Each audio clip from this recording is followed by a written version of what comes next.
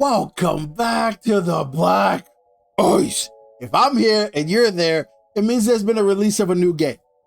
Are we excited? Are we not excited? Especially as goalies. So do we like the game as a goalie? I'm sure you like it better than it's been in the past.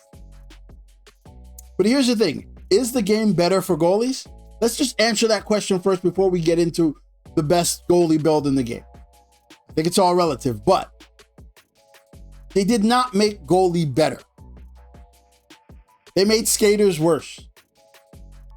Goalies, what they've done this year is they've added a bunch of predetermined animations, different animation packages for different situations. And they've added it and tweaked it based on the type of goalie that you use. So goalie feels better in terms of playing, but it's only because they made the skaters worse. Now, do I like it? I enjoy the game. I'm still not a fan of the movement of it, but this year they punish you more for moving during a shot. It's like maybe 3 years ago, we used to get punished a lot for moving during a shot. So the strategy, the movement, the way we played goalie was different. This year, and then they added tether. And once they added tether, then they didn't punish you for moving during a shot. This year, they brought it back. So the micro movements that they've added has made it harder because now they punish you for moving during a shot, but you get these terrible animation packages that are built in, even if you twitch to the other side. But with that said, I'm enjoying the game. It's just very different than it was in the past. Very different. So we're going to get into the best build in the game. Again, I think the build you choose should fit your playstyle, but this is what I think is the best build in the game. Let's go.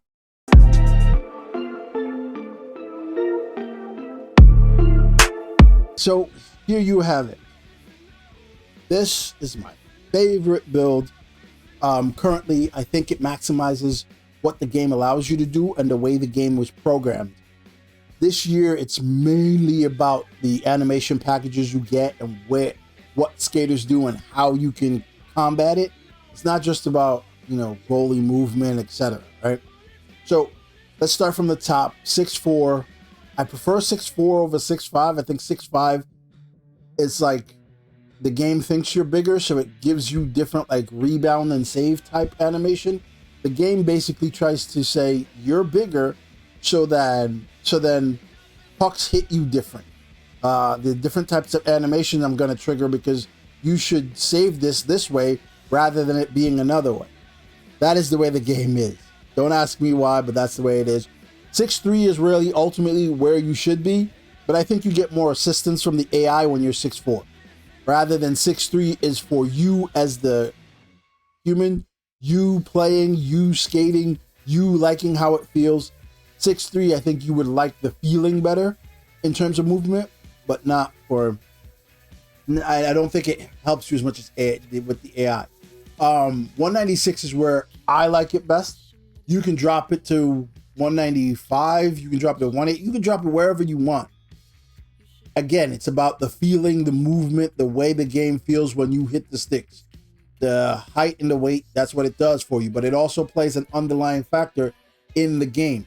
So I want that extra point in rebound for my hybrid instead of it being that extra point in speed. I want the extra point in rebounds because the game then internalizes the rebounds and your size overall and makes you do rebound things better. I don't know how to really explain that any better, to tell you the truth. The glove low, stick low, 5-hole. This year, I think 5-hole matters. I don't think you should roll for the simple fact that, like on clean tips that go between your legs, the game sees tips better, but it doesn't react to tip or close its leg quick enough if you don't have like 83 and above 5-hole. Glove low and stick low, they're all packages. So it's like, what level do you unlock the package of what's slow or what's good or what's clean, right? Anything below like 88 is like a low package of animations that you get, clean glove saves, etc. anything above like 92, 3, there's no real effect you get from it. Think of it this way. The glove low, stick low animations that you get is based on where the shot is. It's not you dropping in butterfly. It's the game deciding when to drop in butterfly, what animation to initiate to drop into butterfly to make that save on its own. So you don't gain much from it, right? I could have left it at 88 and been okay with it, but 91, between 91 and 92, it prevents me from skaters using things on their build like quick release and slowing my stuff down. A lot of these numbers are built into so that the skaters can't use quick release that slows down the goalie by, what is that, right? What is that and why? So a lot of it's built in. It's not like I'm saying these are the numbers. No, I'm saying if they take away a certain ability, I still want a buffer to get to a certain point. Hybrid this year acts like it's a stand-up because it makes a lot more saves standing rather than dropping in butterfly. So the standing aspects, the glove high, the stick high, all of that works the same as it would in a stand-up. So I like to jack it up between 93 and 91 to 93. I like 93 because that's usually where a lot of the quick release shots are. So 93 gives me a buffer. So it might only drop me to like a 90 or a 91 if you're factoring what the skater does. Speed is, you see speed when you drop in butterfly slide. How far you cover the post, how far you slide past the post, how quickly you get to that slide is mainly where you see speed.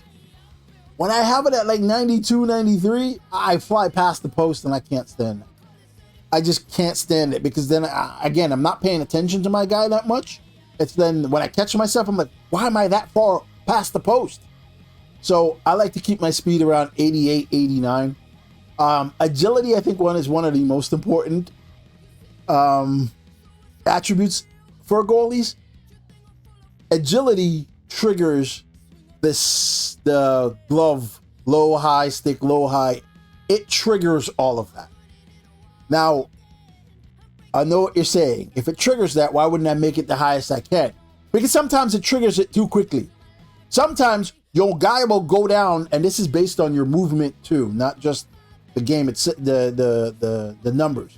But if you're moving or a little bit, and your agility kicks in, you'll see him trigger the glove save animation that just goes right above the puck.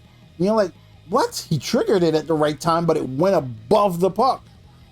What was that? That's the game, the agility triggering the save animation too quickly and too fast, and it's erratic. And once I go past like 92, 93, it's just, I see it more often. So it's just me covering myself. I think this year, this category is where you make all your money. Simply because rebounds are important. It doesn't just, kick the puck out somewhere. All goalies respond to like secondary recovery shots. You know what I mean? So it's like rebounds aren't important because recovery on these builds, regardless to whether you touch the number or not, are really good, right? But rebounds also help you with if it hits you, what's the likelihood that it's going to go towards the net? What's the likelihood that it's just going to go right in front of you? What's the likelihood that it's going to hit you and trickle through somehow? So rebounds for hybrid, especially because it's not good at it, is important. It doesn't stop everything, but it helps you. Vision this year, think of it this way. Vision is your eyes, right? And recovery is your torso, right? So your eyes follow, but your body doesn't follow. Right? You'll notice this when a player pops up from the side in the net, let's say your left side, and he goes to the right side. You'll have it covered, but your goalie will still be slightly off angle. And it's like he'll shoot the shot low and it'll go hit the post and go in. It's like, yo, I'm right on it. His vision's on it. He sees it, but it's that off a little bit that makes it go. So if recovery is your torso, I want my torso to face the puck first because I want to get lucky. So that's why you see me tier these at 96, 95. So essentially, this is what I want. I want my torso to turn regardless to whether he sees the puck or not. I want him to see the puck before he triggers the animation, so it doesn't go into this, I'm triggering the animation before I know where the puck is, but because I know the game said he shot it or he did this, because the game knows when stuff happens.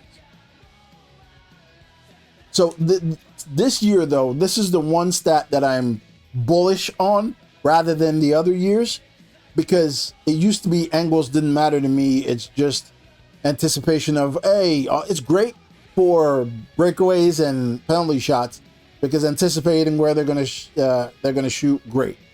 But this year, what it does is it like gives you that extra. It makes believe or tells the game you're square when you're not, right? So if I'm a slightly not square to the puck, just slightly, the game will be like, with high angles, it'll be like, all right, cool, you're square. So let me trigger all the right animations because you're square. Rather than if it's low and I'm not really square, it'll be like, well, you're not square. Let's trigger a desperation animation, or let's try to flail and bail you out somehow. So higher angles lead to better animation and less desperation. I try to get rid of desperation saves as much as I can. So that is where I think it all plays out. Again, the synergy between all of these stats matter more than the actual stat number. And again, hybrid, I think, is the best build in this game. You might not see me use hybrid because it doesn't fit the way I play all the time. And it doesn't fit what I think is important for me, the way that I play. But this, I think, overall, if you're just starting out, is the best build to use. Let me get into the X factors. The X factors, dialed in. I love gold dialed in because if you can just luck into some 4 shots early, you become really good.